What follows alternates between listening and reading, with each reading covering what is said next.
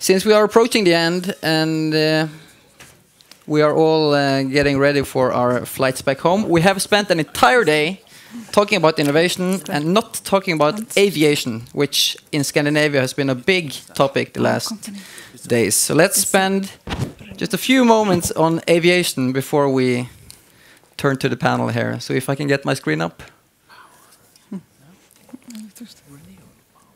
Like that. And all right, one more. Let's take a look at this one.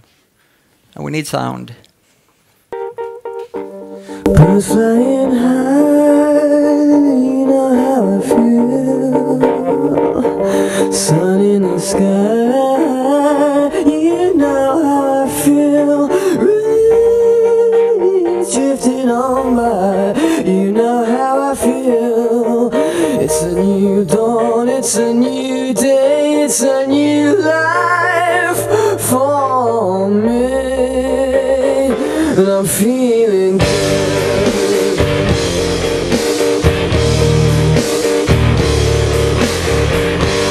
Fish in the sea, you know how I feel. River running free, you know how I feel. Blossom in the trees, you know how I feel. It's a new dawn, it's a new day, it's a new life for me. And I'm feeling good.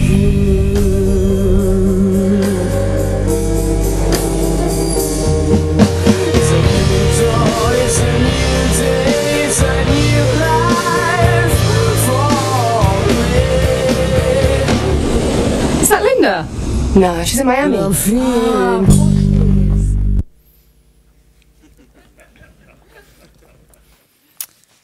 Oh yes, so that would be Richard Branson for you. And just to sort of guide our way into the panel debate here, we have been discussing the last weeks in Scandinavia. Will SAS ever make the price level of Norwegian and the other competitors? And then there's somebody just don't like the conversation about pricing and just talk about something else. So that's also possible, and remember that. And if we go one step further on this one, this is Richard Branson's definition of innovation, and that's to care enough to do something about it. Or else we would have wasted this entire day. So let's see if anybody cares over here. We have Lars Percy Andersson. Oh, that Percy. should be Percy. That's Percy. fine. Yeah, that's Lars Percy that Andersson from Innovationmanagement.se. Og vi har Kim Hamli.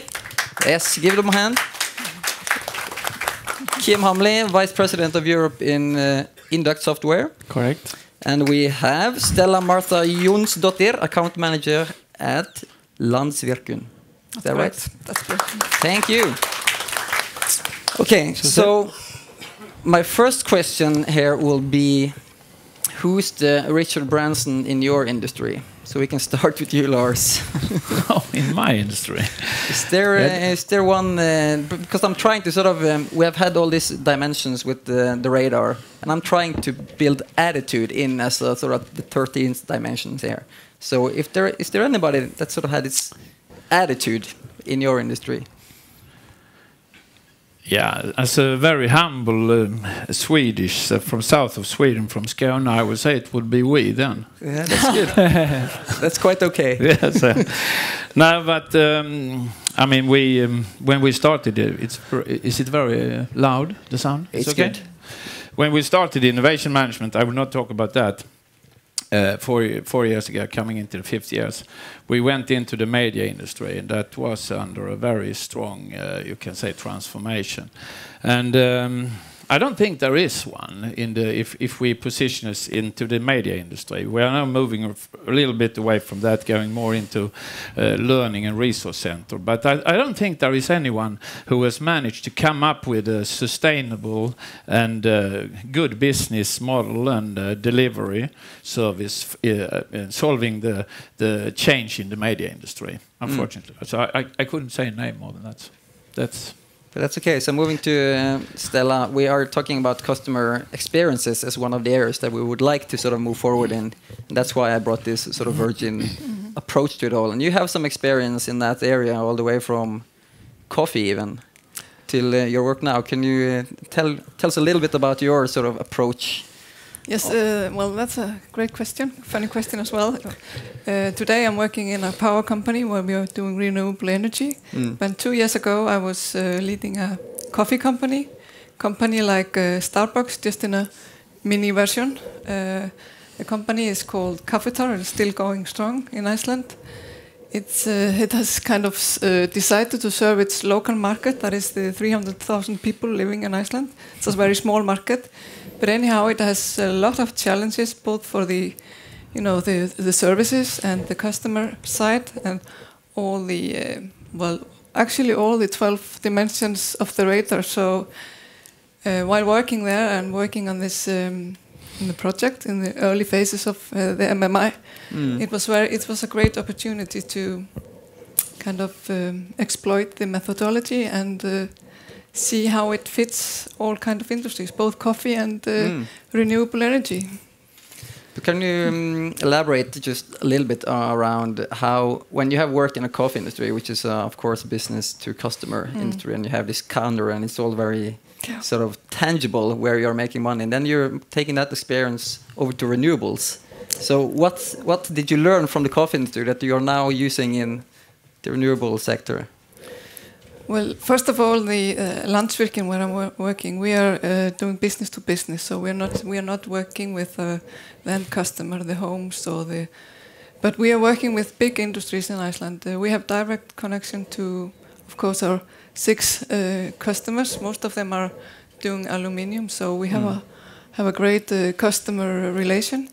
And what I learned in the coffee is that the coffee drinker is. He's not afraid of telling you what he means about the product, the quality of the product, or also want to kind of embrace it or give you a hug or whatever. They're very open and frank. But in the aluminium business, people are more discreet and more formal. But anyhow, it always comes to the humans, like we heard just before. It's about the human capital. It's about being human and being who you are, and that's the lesson learned. That's the lesson learned. And you could, of course, have a talk over coffee and see if you can sort of soften up these engineers from the aluminum industries. That's true. The coffee is the way to the people's heart.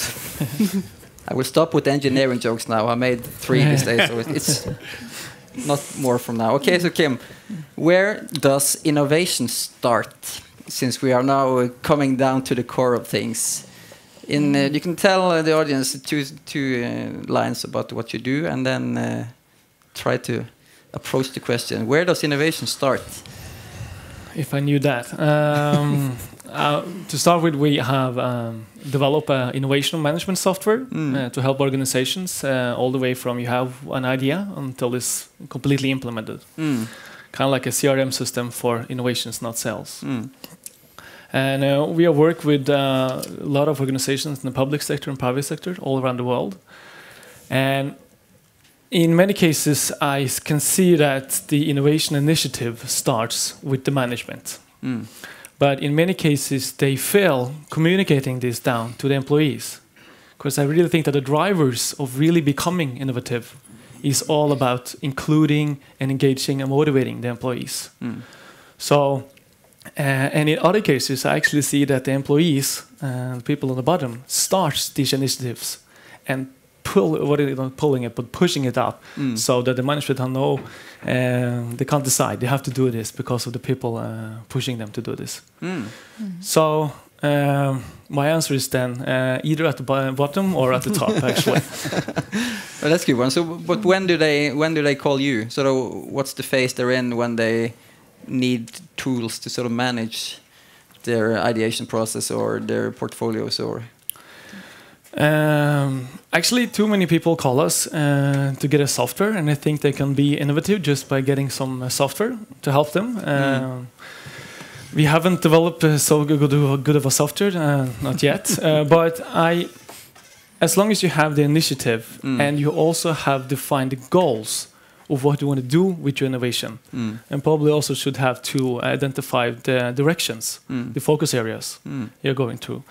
And then, if you then want to, of course, you don't have to go externally from maybe on Monday, but you can also open up internally, having the divisions inside your organizations collaborate and sharing knowledge and experience. And you can get a lot of value just from that. And if you get that to work, you can then go externally and getting in suppliers, customers, competitors, whatever. And when they come to us is when they need some kind of collaborative software to help them getting people to talk together, because they can't physically meet all the time. All right, so you all been sitting here the entire day, and you have gotten smarter as promised. So then the question would be, how many of you have the action plan ready, like our friend from ESS here, for implementation starting Monday? Raise hands. How many are sort of acting upon the knowledge that they have gained through this program? All right, so we have 3, 4, 4-ish, 5 maybe. All right, so that leads me over to you, Lars. What do you think? Yeah, I'm thinking, to start with, I say it has been really a pleasure, and I've learned a lot being here today and listening to all companies sharing what you have gone through, and also the speakers. And also, I think that we are representing you can say, our readers. We don't have the knowledge by ourselves, but we listen to you can say, to different areas that people are related to innovation and innovation management mainly.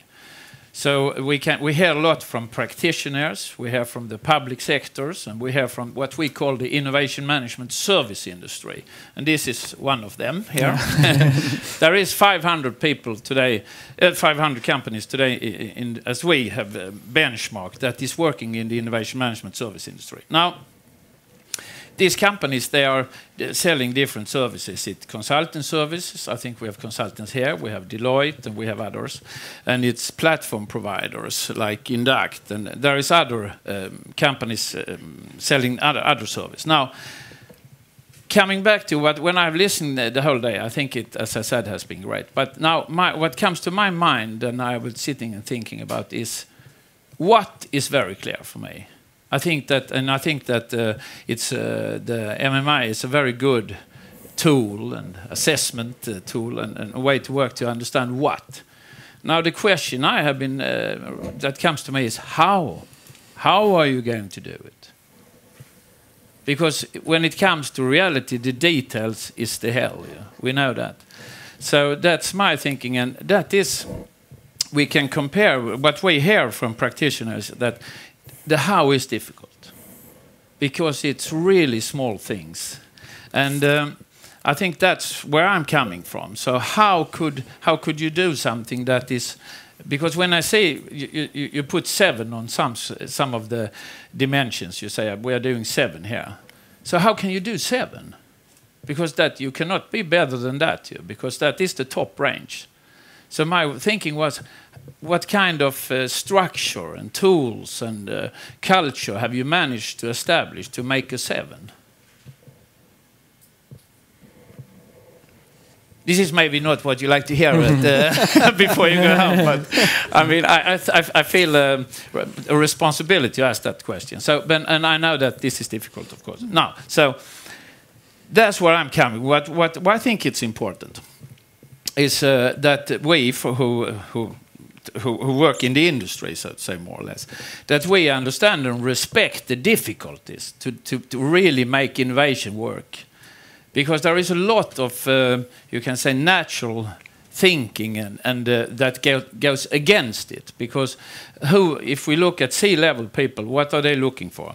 Low risk, very short return of investment. And what is innovation? If you really do innovation, if you go into radical and disruptive, high risk, long term. So we have some challenge there. So I think, so where I'm coming from in this, listen to the practitioners and to the service providers, is that it's really try to come into the small details and try to understand how could we in a structured way work with this. and also understanding the need of the you can say the processes that we need to build to make that happen also, and then start with very small cases and make sure that you succeed, because you will need a buy-in, because that I think it's very important. So that's where I'm coming from. This is it's really like being the guy who repaired the watch. I mean, it's vad heter hantverk in English? Hantverk. It's really something that is, it's really something difficult, and and it's easy to compare with Google and all the big companies. But when you come home, when we're sitting on the table, now we're going to get this happen, then it's much more difficult. So I think I have a lot of empathy with all of you who's going to get it happen now on Monday. So, okay, so we agree that this is difficult, and we might need to sort of train to do it, to practice it. So Stella, how will your sort of journey go forward from this? What are you bringing home and sort of putting into action? Well, we're not starting Monday morning. We have been ongoing the last couple of years, and for instance, believe it or not, we are implementing a windcraft turbine, or windmill in Iceland just this week. And who would believe that some years ago? We have a lot of hydropower and geothermal power, and now we're adding windmills. And why? The reason is that we need to look at more dimension than the current dimension. We need to look at how we can utilize the hydropower better. And windmills seem to be, at least in Norway and Sweden, an excellent capacity to even out the peaks in the power system. So we will do that as well. And we call that innovation because we have never done it before. We of course need to learn from what other people have been doing. And for us, it's a new technology because the turbines are not similar to the turbines that are in our hydropower system. So we need new skills and new systems. So are you doing that to learn more about it, or to be commercial from day one? Well, everything needs to be commercial at our place. So it's the first step in for hopefully a long journey with wind power. But the first one, it's approximately 1 megawatt capacity. It is a trial mill, and we will see in 2 years' time how it goes.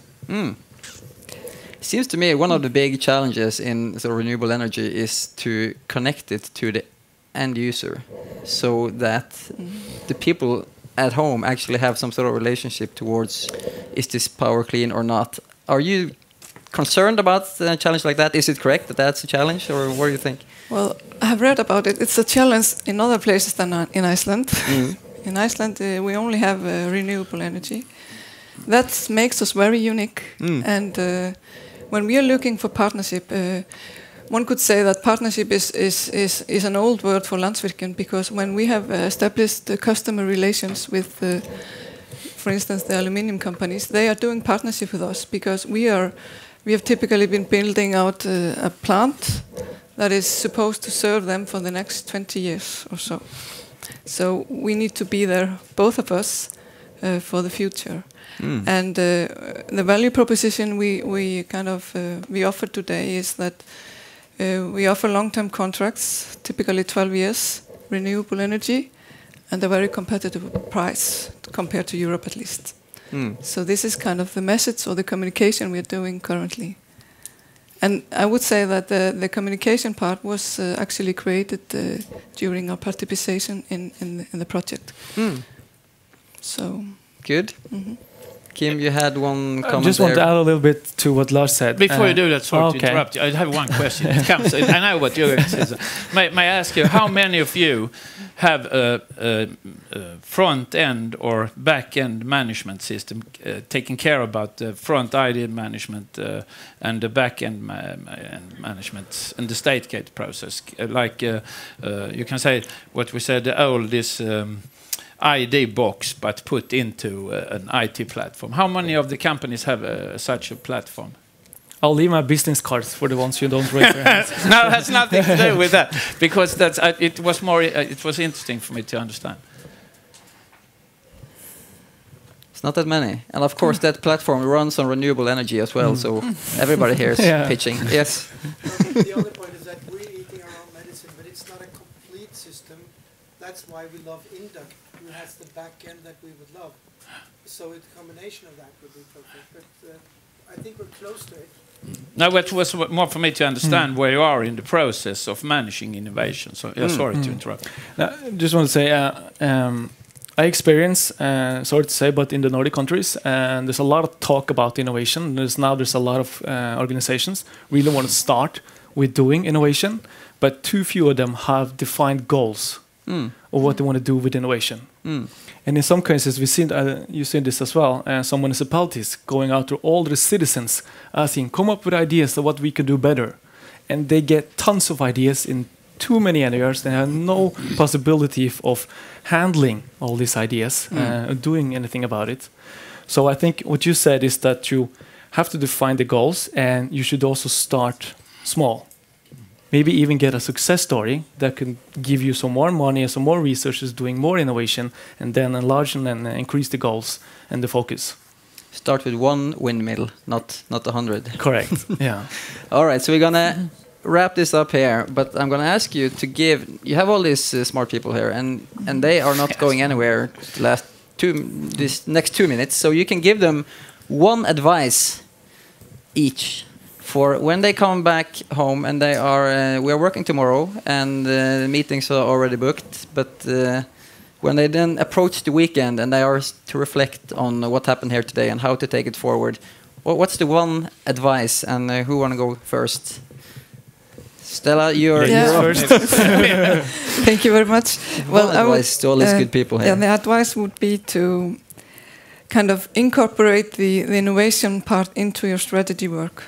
Whatever you do, think of innovation. And as common for strategy, you make goals and action plans. And maybe we should start small. So that would be the one. And we heard earlier that that's fully possible to take the tool that we have learned here today and use it in strategy processes. To me, it seems like the tools are providing the language that are changing our thoughts, that could change our actions. We're going in some maturity level down that road. So Kim, your advice? Think big, but start small. That's it. After you define the goals, I think you need to define and identify a team. You should call it an innovation team that help you bring the organization together in order to reach these goals that you define. And not having maybe a HR director or something work 20% of the time work with innovation. You need own people to do innovation. Facilitate the whole process. Dedicated team. Dedicated team. All right. You got that one down? And then for the last one? Yeah, Lars? I'm coming in that direction. If you don't have an innovation manager, now that's not a full-time work. Ask who want to be that from Monday. Who want to take that position to be the innovation manager? But part-time, maybe 10-15%. All right. So then, can I just add one little thing? Yeah, you can have one little thing. Especially in the Nordic countries about this public sector that is huge. I also think that we don't always have to invent the new things. There's a lot of good ideas out there that is not shared. Especially in the public sector that can share because they're not competing. Best practice within the healthcare, kindergartens, whatever. You need to find a way to share the good ideas, the already innovations out there. All right. So a hand to the panel here.